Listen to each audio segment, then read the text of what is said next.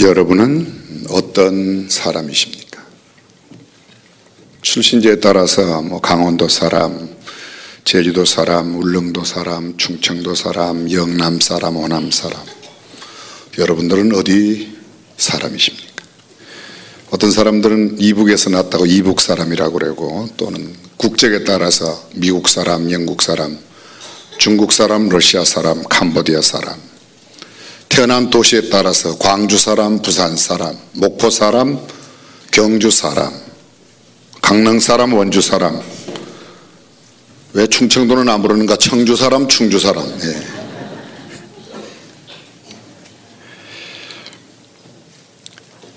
어떤 사람은 또 이렇게 표현하죠. 그 사람은 YS의 사람이다, DJ 사람이다, 노무현의 사람이다, 누구의 사람이다. 그렇게도 표현합니다. 또 어떻게 표현할 때는 그들이 다니고 있는 직장이나 회사를 따라서 삼성맨이다, 아니면 LG 사람이다, 현대 가족이다. 그 사람이 하는 일에 따라서 농사하는 사람, 물고기 잡는 사람, 그 사람이 가지고 있는 신앙의 형태를 따라서 기독교인이다, 불교인이다. 산에서 사는 사람, 산사람, 시골 사람, 또 어느 대학 출신을 이야기하고, 또 아니면 그가 가진 경제 상태를 갖고 부유한 사람, 가난한 사람, 공부한 것을 따라서 배운 사람, 또 무슨 배우지 못한 사람 등등. 그러나 그 어떤 사람보다, 그 어떤 형태의 표현보다도 가장 우리가 들어야 할 표현 가운데 하나는 하나님의 사람이라는 표현이 아닐까 생각합니다. 그렇게 동의하시면 아멘. 사랑하는 성도 여러분, 여러분은 어디 사람입니까? 여러분은 누구의 사람입니까? 여러분의 정체는 무엇입니까? 나의 진정한 아이덴티티, 정체감은 어디에 있는가?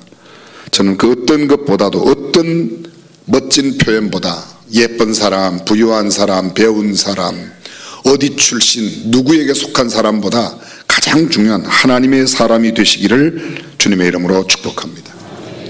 성경 속에 하나님의 사람이라는 표현이 여러 번 나타납니다. 그런데 모두 다 합하여도 10명도 되지 않습니다. 하나님의 사람이라고 지칭한 사람이 성경 속에 약 5만 명 가운데 10명도 되지 않습니다. 가장 먼저 등장하는 사람이 신명기 33장 1절, 하나님의 사람 모세가 죽기 전에 이스라엘 자손을 위하여 축복함이 이러이러하니라. 역대하 30장이나 에스라 3장에 똑같은 하나님의 사람 모세의 율법을 쫓아 하나님의 법도대로 살아라. 여호수아 14장 6절에는 갈렙이 여호수아에게 이야기합니다. 여호와께서 가데스 바네아에서 나와 당신에게 대하여 하나님의 사람 모세에게 이르신 일을 당신이 아신 바다.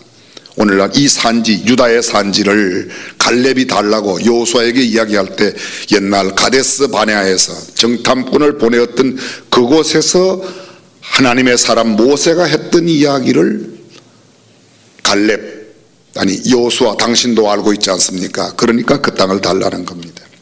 열왕기상 12장 22절에 보면 하나님의 말씀이 하나님의 사람 스마야에게 임하여 가라사대. 똑같은 말씀이 역대하 11장 2절에도 나옵니다. 하나님의 말씀이 하나님의 사람 스마야에게. 이 스마야, 남왕국 르호보암 시대에, 르호보암 왕 시대에 선지자 스마야라는 사람이 있었습니다. 그에게 하나님의 사람이라는 호칭이 붙어 있었습니다. 그리고 오늘 성경 본문을 전후해서 열왕기상 17장 18절, 여인이 엘리야에게 이르되 하나님의 사람이여 당신이 나로 더불어 무슨 상관이 있기로 내 죄를 생각나게 하고 또 내 아들을 죽게 하려고 내게 오셨나이까? 엘리야에게 이릅니다. 하나님의 사람이여. 오늘 본문 24절입니다. 여인이 엘리야에게 이르되 내가 이제야 당신은 하나님의 사람이시요 당신의 입에 있는 여호와의 말씀이 진실한 줄 알았노라. 열왕기하 1장 9절 이하 10절 계속되는 말씀 가운데 보게 되면 아합이 죽은 후에 아하시야가 북왕국 이스라엘의 제8대 임금으로 등극하게 됩니다. 다락 난간에서 이 아하시야 왕이 떨어져 병이 들었습니다. 신하를 보내어서 에그론의 신 바알세붑에게 이 병이 나을 병인가 아니면 죽을 병인가를 물으라고 그렇게 이야기를 합니다. 왕이 다락 난간에 떨어져서 병이 들었는데 신하를 보내어서 바알세붑 신에게 물어보라는 겁니다. 이런 일이 진행될 때 하나님께서 하나님의 사람 디셉 사람 엘리야에게 말씀합니다. 너는 일어나 올라가서 사마리아 왕의 신하를 만나서 저에게 이르기를 이스라엘에 하나님의 사람이 없어서 너희가 에그론의 신 바알세붑에게 물으러 가느냐? 그러므로 여호와의 말씀이 내가 올라간 침상에서 내려오지 못할지라 내가 반드시 죽으리라 하셨다 하라. 이에 엘리야가 가니라. 하나님의 음성을 들었던 엘리야가 가서 하나님의 사람 엘리야가 가서 그 신하를 만납니다. 아하시야 왕이 보낸 신하를 만나서 하나님의 사람이 없어서 그 이방신 바알세붑에게 물으러 가냐? 왕이 올라간 침상에서 더 이상 내려오지 못할 거다. 반드시 죽을 거다. 신하들이 왕에게 돌아갑니다. 왕이 이르되 너희가 어찌하여 돌아왔느냐? 저희가 고하되 우리가 한 사람을 만났습니다. 하나님의 사람 엘리야를 만났는데 그가 말하기를 왜 하나님의 사람이 여기도 있는데 딴 데 가서 물으려고 하냐? 왕에게 가서 이야기해라. 왕은 그 침상에서 죽을 거라고 이야기해라. 그 이야기를 합니다. 그때 왕이 깜짝 놀라 아하시야 왕이 자기의 신하 가운데 50부장의 밑에는 신하 50명이 있습니다. 부하 50명이 그 50명을 데리고 엘리야에게 보냅니다. 엘리야에게 가서 이야기합니다. 왕이 저희에게 이르되 그 사람의 모양이 어떠하느냐? 그는 털이 많은 사람인데 허리에 가죽띠를 띠었더이다. 왕이 가로되 그는 디셉 사람 엘리야로다. 왕은 이 디셉 사람 엘리야를 알고 있습니다. 그래서 그에게 보냈는데 이미 만났던 그 신하가 이야기를 하고 50부장을 보낸 겁니다. 이에 50부장과 그 50인을 엘리야에게 보내매 저가 엘리야에게 올라가서 본적 산 꼭대기에 앉았는지라 저가 엘리야에게 이르되 하나님의 사람이여 왕의 말씀이 내려오라 하셨나이다. 50부장이 가서 왕이 좀 오라고 그럽니다. 그랬더니 엘리야가 하는 말입니다. 엘리야가 이르되 내가 만일 하나님의 사람이면 불이 하늘에서 내려와 너와 너의 50인을 살을지로다 하며 곧 불이 하늘에서 내려와 저와 그 50인을 살랐더라. 엘리야가 이야기합니다. 엘리야를 부르는 아시아 왕이 신하를 보내었는데 그 50부장과 50명이 왔을 때 내가 하나님의 사람이라면 하늘에서 불이 내려와 너를 살을 거다. 50부장 50명이 그 순간 불에 다 하나님이 내린 불에 다 죽었습니다. 그 다음에 그 이야기를 듣고 왕이 또 50부장과 50명의 부하를 보냈는데 또 불이 내려와서 죽었습니다. 세 번째 50부장을 또 보냈습니다. 50부장이 50명의 부하를 데리고 가서 이야기를 합니다. 하나님의 사람 엘리야여 생명을 귀하게 여기소서. 이미 이 신하는 다 듣고 갔습니다. 우리 왕이 오라고 합니다. 낙할 필요가 없다. 왕은 그대로 죽을 거라고 이야기합니다.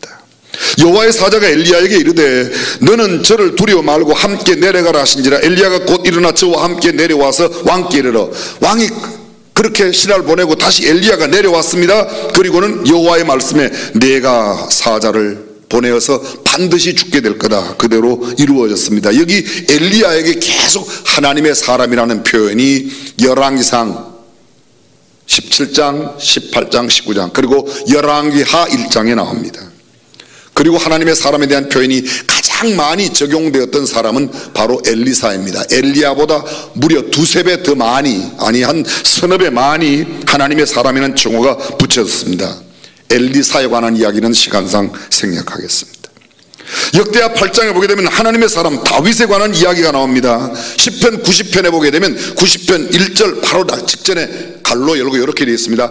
하나님의 사람 모세의 기도 이렇게 되어 있습니다. 모세에게 붙여진 하나님의 사람이란 말이 있고 하나님의 사람 다윗이라는 표현이 느헤미야에도 나타나고 그 이외에 성경 몇 곳에 나타납니다. 역대하 25장 7절에 보면 어떤 하나님의 사람이 아마샤에게 나아가서 아마샤가 하나님의 사람에게 이르되 거기 아마샤가 만난 하나님의 사람 이야기가 또 나와 있습니다. 예레미야 35장 4절에 여호와의 집에 이르러 익다랴의 아들 하나님의 사람 하난의 아들들 하나님의 사람 하난의 아들들에 관한 이야기가 나옵니다. 또한 모두 합해도 10명도 되지 않습니다. 신약에는 딱 한 번 하나님의 사람이라는 표현이 나오는데 바울이 디모데에게 오직 너 하나님의 사람아 라고 한 번 나옵니다. 정리해 보겠습니다. 모세, 스마야, 엘리야, 엘리사, 다윗, 유다왕 요야김 시대에 하난의 이런 사람들이, 그리고 신약에는 디모데에게만 하나님의 사람이라는 표현이 붙여졌습니다. 사랑하는 성도 여러분, 하나님의 사람은 어떤 사람입니까? 어떤 사람이 진정한 하나님의 모습을 가지고 있는 사람입니까? 하나님의 사람은 어떤 특징을 갖고 있습니까? 어떻게 참 하나님의 사람이 될 수 있을까요? 오늘 성경 속에 하나님의 사람으로 가장 선명하게 나타난 본문의 엘리야를 살펴보면서 하나님의 사람의 특징 두 가지를 함께 나누려고 합니다. 먼저 이해를 돕기 위해서 엘리야가 어떤 사람인지 개략적인 이야기를 먼저 좀 드리겠습니다. 엘리야, 이미 여러분들이 많이 들었습니다. 엘, 하나님이에요. 리, 나의, 야, 여호와. 여호와가 나의 하나님이시다. 나의 하나님이 여호와이시다. 하나님이란 말을 다른 말로 뭐라고 그랬죠? 뜻이 뭐라고 그랬죠? 큰 힘, 신, 힘. 나의 힘은, 나의 신은, 나의 큰 힘은 여호와다. 여호와가 나의 백이요, 나의 힘이요, 나의 의지고, 여호와가 나의 신이라고 말합니다. 우리만 하나님을 섬기는 게 아닙니다. 예수 안 믿는 사람도 하나님을 섬깁니다. 큰 힘, 내가 큰 힘이라고 믿고 있는 게 나의 하나님이에요. 돈이 나에게 큰 힘이라고 믿는 사람, 돈이 하나님이에요. 권력이 하나님이에요. 그 사람들에게는, 권력을 믿는 사람들은. 우리는 야훼, 여호와를 나의 큰 힘으로 믿는 겁니다. 여러분, 여기 엘 할 때 엘이 들어가면, 사람 이름에도 엘자 들어간 이름이 많아요. 엘이 들어가면 하나님이에요. 예를 들면 사무엘, 한나가 하나님 앞에 기도해서 사무엘을 낳았죠. 하나님께 구하다, 하나님께 기도하다, 그게 사무엘이에요. 다니엘, 그러면 하나님이 심판하신다. 나다나엘, 엘자가 들어가서 나다나엘, 하나님의 선물이라는 뜻입니다. 요엘, 그의 하나님, 그런 뜻입니다. 가브리엘, 천사 가브리엘 기억나십니까? 하나님은 강하시다. 기쁜 소식을 전하는 천사가 가브리엘입니다. 미가엘, 하나님 같은 분 누구냐? 감히 누가 하나님과 견주겠느냐? 하나님 같은 분이 누구냐? 미가엘입니다. 야자가 들어가면 야훼, 여호와라고 그랬습니다. 여호와. 여호와는 그 뜻이 스스로 있는 자, 스스로 계신 분. I am that I am. 스스로 계신 분이다, 그런 뜻입니다. 엘리야, 이미도 말했어요. 여호와가 나의 하나님이시다. 여호와가 나의 힘이시다. 이사야, 여호와가 구원이시다. 스가랴, 랴하고 야하고는 다른 스가리야인데 그렇게 붙여서 그냥 스가랴라고 그럽니다. 야자가 들어갔어요. 여호와께서 기억하신다. 스바냐, 여호와께서 숨기신다. 요시야, 여호와께서 낫게 하신다. 느헤미야, 여호와께서 위로하신다. 예레미야, 여호와가 나의 의지이시다. 미가야, 미가엘이 하나님 같은 분이 어디 계시냐? 미가야는요, 여호와 같은 분이 누구냐? 여호와 같은 분은 없다. 오바댜, 여호와의 종. 성경에 이렇게 수없이 많이 나타나 있습니다. 그런데 엘리야는 열왕기상 17장 1절 이하에 보게 되면 이렇게 말하고 있습니다. 길르앗에 우거하는 자 중 디셉 사람. 어디에요? 길르앗에. 길르앗은 요단강 동편 전체 지역을, 큰 넓은 광활한 지역과 산맥을 통칭 길르앗이라고 말하고, 디셉은 이 길르앗 있는 가운데서 요단강, 여러분 기억나실 겁니다. 야곱이 천사와 씨름했던 곳 어디예요? 얍복강 나루트를 기억하십니까? 거기로부터 약 북동쪽으로 10km 지점에 조그마한 마을이 있습니다. 그 도시가 바로 디셉입니다. 길르앗 내에 있는 작은 도시. 근데 우거한다는 말은 잠시 머문다는 거예요. 이곳 디셉 사람 엘리야가 이 길르앗에서 잠시 머무는 그런 데라고 생각하시면 되겠습니다. 열왕기하 1장 8절에 보게 되면, 열왕기하 1장 8절, 아까 좀 전에 여러분에게 소개드렸습니다. 이스라엘의 제8대 임금 아합 왕 뒤에 아하시아가 왕이 되었을 때 그 왕이 난간에 떨어져, 다락 난간에 떨어져 병들었을 때에 사람을 보내지 않습니까? 신하를 보내요. 엘리야를 만나고 온 뒤에 엘리야가 어떻게 생겼느냐? 온몸에 털이 많더라. 허리에는 뭐요? 띠를 띠고 있더라. 허리에 띠를 띈 사람, 그러면 누가 기억나십니까? 침례요한. 침례요한. 근데 여러분, 이 침례요한에 대한 예수님의 표현이 보면 엘리야처럼 이렇게 이야기하고 있습니다. 마태복음 11장 14절에 예수께서 오리라 한 엘리야가 곧 이 사람이니라 침례요한을 가리켜 그렇게 말합니다. 17장 11절, 마태복음 17장 11절과 12절에 엘리야가 과연 먼저 와서 엘리야가 이미 왔으되 사람들이 알지 못하였다. 엘리야가 왔다. 침례 요한을 두고 엘리야라고 이야기합니다. 말라기 4장 마지막 5절과 6절을 보게 되면 먼저 내가 선지자 엘리야를 너희에게 보내리니 심판하시러 오시는 그분 이전에 엘리야를 미리 보내겠다. 침례 요한의 옴을 예언하고 있는 내용입니다. 말라기 이후 400년 뒤에 침례 요한이 실제로 먼저 왔다는 이야기가 성경에 그대로 기록되어져 있습니다.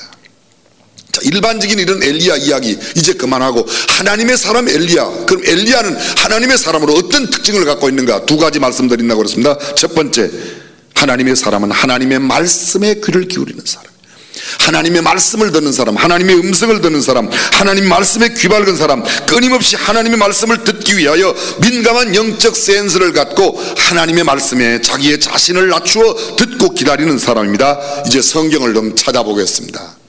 열왕기상 17장, 오늘은 모두 성경을 좀 펴주십시오. 천천히 설명을 드릴게요. 열왕기상 17장 1절 2절입니다. 길르앗에 우거하는 자 중에 디셉 사람 엘리야가 아합에게 고하되 나의 섬기는 이스라엘 하나님 여호와의 사심을 가리켜 맹세하노니 내 말이 없으면 수년 동안 우로가 있지 아니하리라 하니라. 2절 여호와의 말씀이 엘리야에게 임하여 가라사대, 여호와의 말씀이 엘리야에게 임하였습니다. 8절을 보겠습니다. 함께 읽습니다. 여호와의 말씀이 엘리야에게 임하여 가라사대, 또 여호와의 말씀이 엘리야에게 왔습니다. 그 다음 장 18장 1절입니다. 함께 읽습니다. 많은 날을 지내고 제3년에 여호와의 말씀이 엘리야에게 임하여 가라사대. 많은 날을 지내고, 어떤 날로부터? 17장 마지막에 나오는 사건, 저를 보십시오. 여기 보면 사르밧에 있는 과부의 집에 하나님의 인도하심을 받고 가게 됩니다. 근데 사르밧 과부의 떡 이야기는 다음에 하고, 그 과부의 아들이 죽습니다. 그 죽었던 아들을 다락에 데리고 올라가서 엘리야가 엎드려 3번 기도하고 했더니 애가 살아났어요. 그로부터 3년이 지나고 난 뒤에 다시 하나님의 말씀이 엘리야에게 임하였습니다. 18장 1절입니다. 조금 지나가겠습니다. 19장 9절로 가겠습니다. 19장 9절. 19장은 18장 뒤에 나오죠. 18장의 마지막 사건이 뭔가 하면 바알과 아세라 목상을 섬기는 850명의 선지자와 엘리야가 갈멜산 꼭대기에 가서 이른 아침부터 저녁까지 이방신을 섬기는 선지자들이 아뢰었지만 그들의 하나님이 응답지 아니하여 불이 임하지 않았습니다. 저녁 소재 드릴 때에 엘리야가 단을 쌓고 그 위에 나무를 얹고 그 위에 재물을 얹고 단 주변에 도랑을 파 12동이의 물을 갖다 퍼붓고, 그리고 엘리야가 하나님 앞에 기도합니다. 여호와께서 우리의 하나님 되심과 우리가 하나님의 종됨과 하나님이 우리와 함께 하심을 이 사람들 앞에 보여주옵소서. 전체 53단어, 영어 53단어로 되어 있는 짧은 기도가 끝나자 하늘에서 불이 내려와 그 불이 도랑에 있는 물까지 다 핥았더라고 기록하고 있습니다. 그 사건이 있은 뒤입니다. 엘리야는 자기가 하나님을 피하여, 이제 그 사람들을 피하여 멀리 도망을 가 로뎀나무 아래 있을 때입니다. 19장 9절입니다. 함께 읽습니다. 엘리야가 그곳 굴에 들어가 거기서 유하더니 여호와의 말씀이 저에게 임하여 이르시되, 하나님의 말씀이 또 그곳에 피하여는 엘리야에게. 11절을 보실까요? 여호와께서 가라사대 15절을 또 보실까요? 여호와께서 저에게 이르시되. 저를 잠깐 주목해 주십시오. 엘리야에게 끊임없이 하나님의 말씀이 임하였습니다. 하나님의 말씀을 끊임없이 듣는 사람, 그가 하나님의 사람이에요. 하나님의 말씀에 귀를 기울이지 않는다, 하나님의 말씀을 멀리한다, 하나님의 말씀을 젖혀놓고 내가 하나님의 사람이다, 아닙니다. 하나님의 사람이 아닙니다. 열왕기하 1장 3절입니다. 여호와의 사자가 디셉 사람 엘리야에게 이르시되 그러므로 여호와의 말씀이 내가 올라간 침상에서 내려오지 못할 거라고 네가 그 아시아 왕한테 이야기해라. 하나님의 말씀이 임합니다.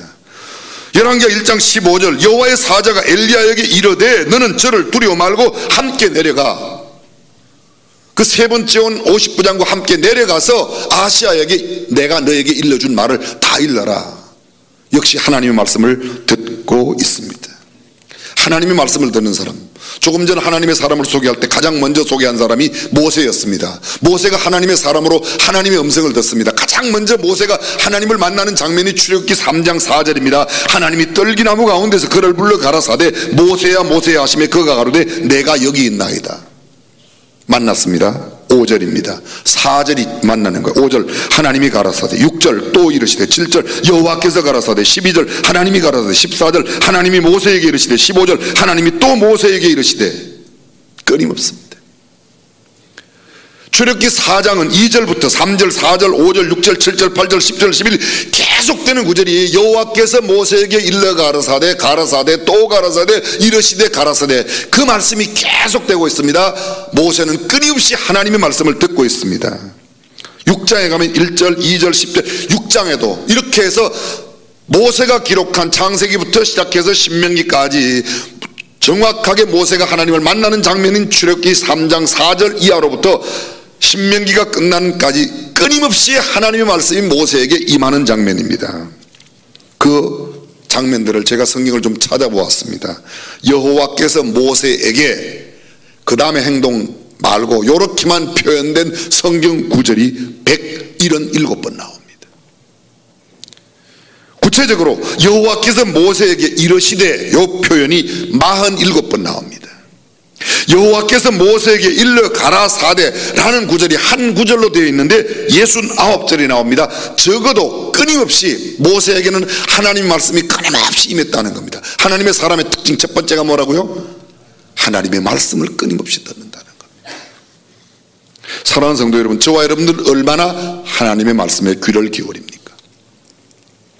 가장 쉬운 예배 시간에 설교 말씀을 듣는 것을 비롯해서 라디오나 텔레비전을 통해서 아니면 성경 말씀을 통해서 우리가 얼마나 하나님의 말씀을 가까이 하고 있는가, 하나님의 말씀을 듣고 있는가. 아주 비근한 예를 하나만 들어보겠습니다. 병원에 가서 의사 선생님 말씀을 잘 들어요? 성경 말씀, 하나님 말씀을 잘 들어요?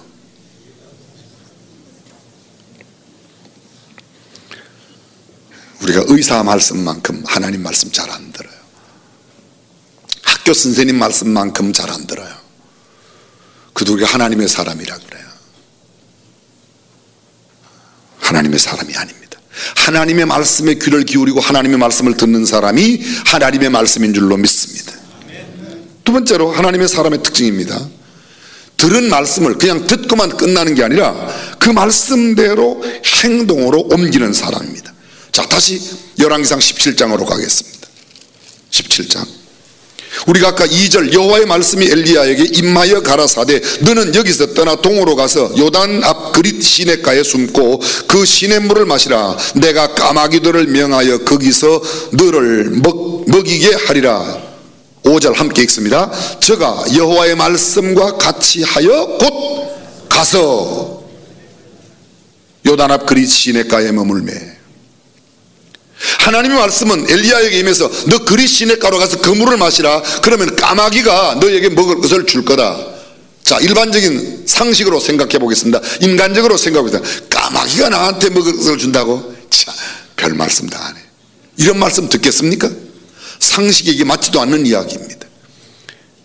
그런데 보십시오. 5절 저가 여호와의 말씀과 같이 하여 곧 가서 요단 앞 그릿 시냇가에 머물매. 6절 까마귀들이 아침에도 떡과 고기를 저녁에도 떡과 고기를 가져왔고 저가 시내를 마셨더니. 그 말씀을 듣고 그 말씀대로 논리적으로 이성적으로 과학적으로 이건 잘 맞지 않는 이야기입니다. 그런데 하나님의 말씀을 들었으니까 그대로 시냇가로 갑니다. 그리 시냇가에 가서 물을 마십니다. 그런데 저녁이 되고 아침이 되니 그때마다 까마귀가 떡과 고기를 갖다 주는 겁니다. 얼마 지났더니 시내가 말랐습니다. 자주 말씀드리지만 하나님의 인도함을 받아 가는데도 시내가 마를 수가 있어요. 우리는 흔히 생각하지만 하나님의 인도를 받으면, 성령의 인도를 받으면 늘 형통한다. 아닙니다. 물이 마를 수가 있습니다. 그런데 하나님의 말씀은 또 임합니다. 보겠습니다. 8절 여호와의 말씀이 엘리야에게 임하여 가라사대 너는 일어나 시돈에 속한 사르밧으로 가서 거기 유하라. 내가 그곳 과부에게 명하여 너를 공개하게 하였느니라. 10절 함께 읽습니다. 저가 일어나 사르밧으로 가서 됐습니다. 너 사르밧으로 가거라. 그랬더니 일어나서 또 가는 겁니다.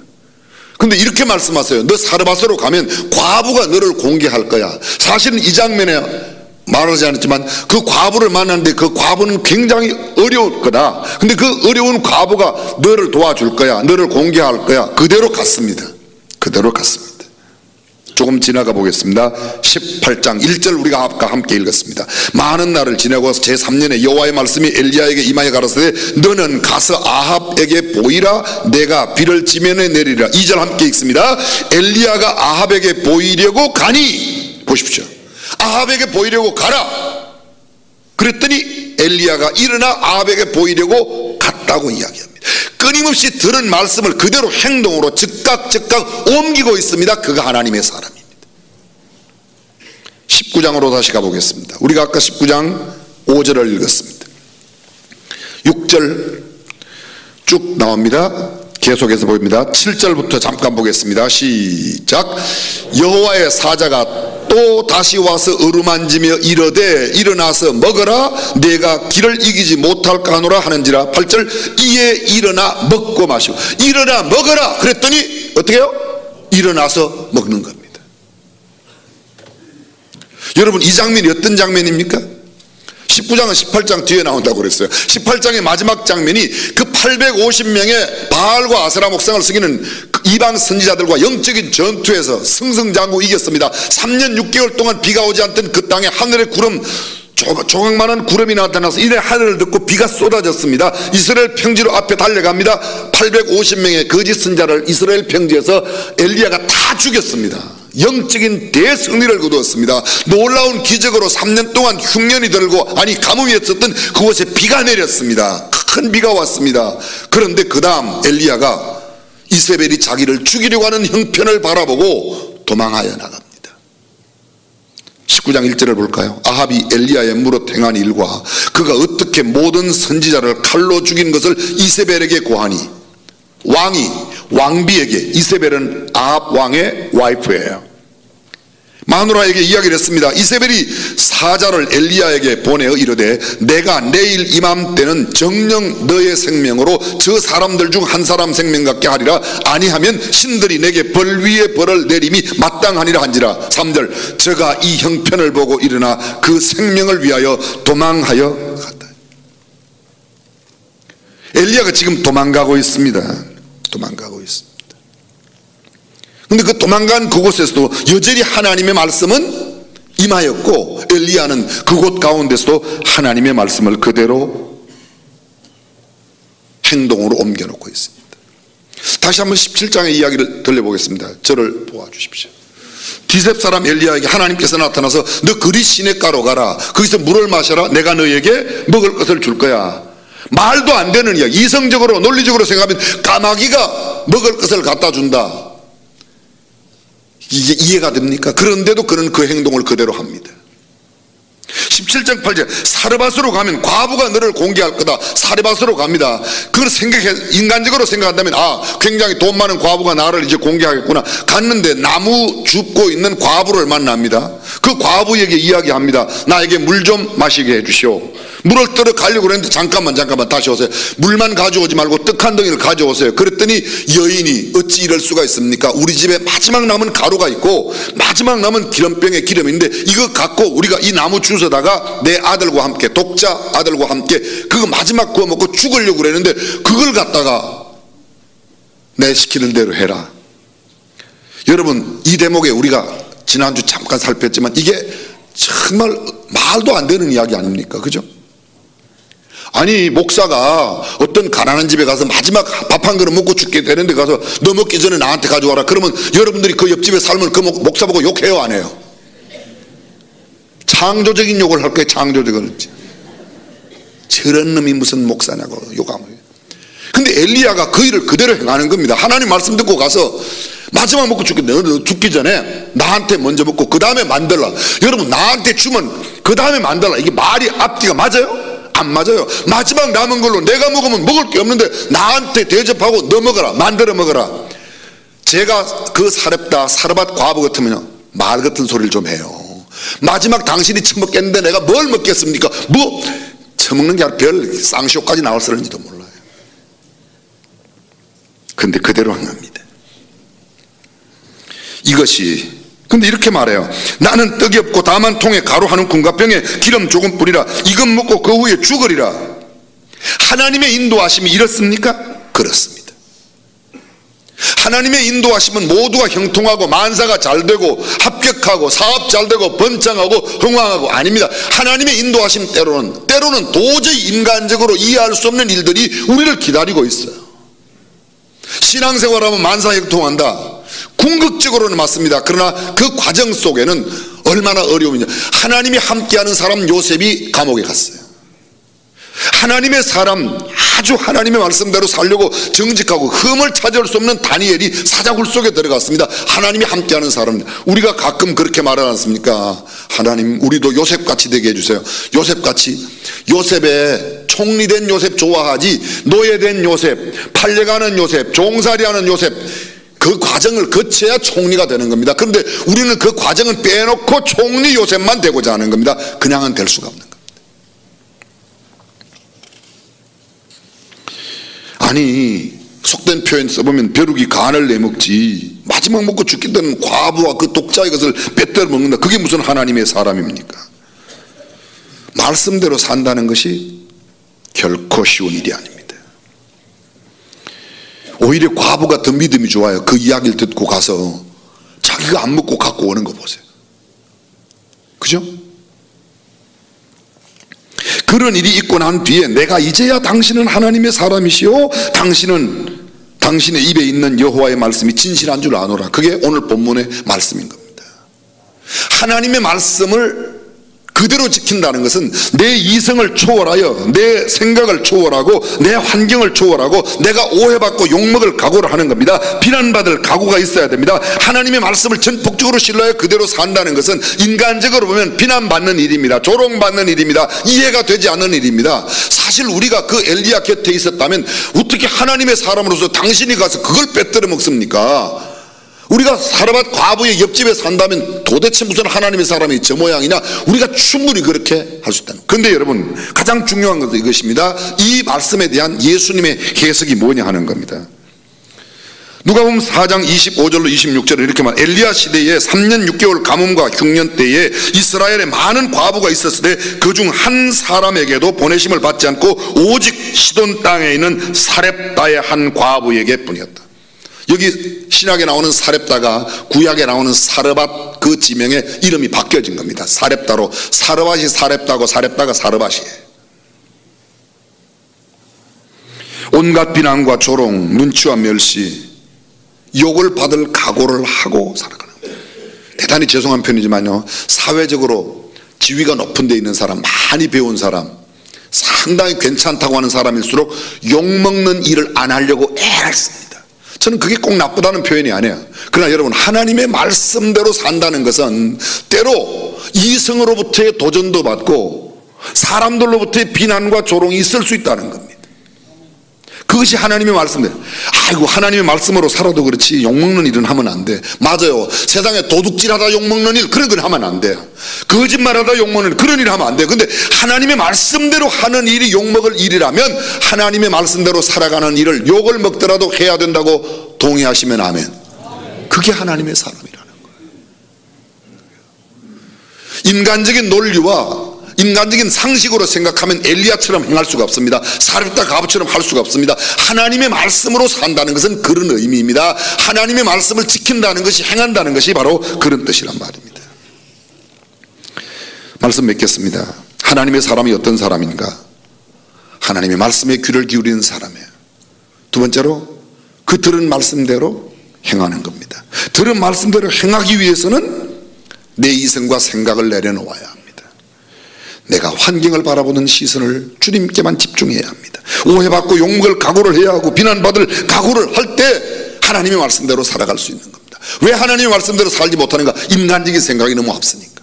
사랑하는 성도 여러분, 저와 여러분들이 하나님의 말씀에 귀를 기울이고 하나님의 말씀대로 살아가는 하나님의 사람이 되시기를 주님의 이름으로 축복합니다. 전능하신 우리 하나님, 우리는 때로 너무 인간적으로 생각하고 인간적으로 계산합니다. 이제는 오직 하나님의 말씀에만 귀를 기울이고 하나님의 말씀대로만 살아가는 우리가 되게 하옵소서. 주 예수님의 이름으로 기도합니다.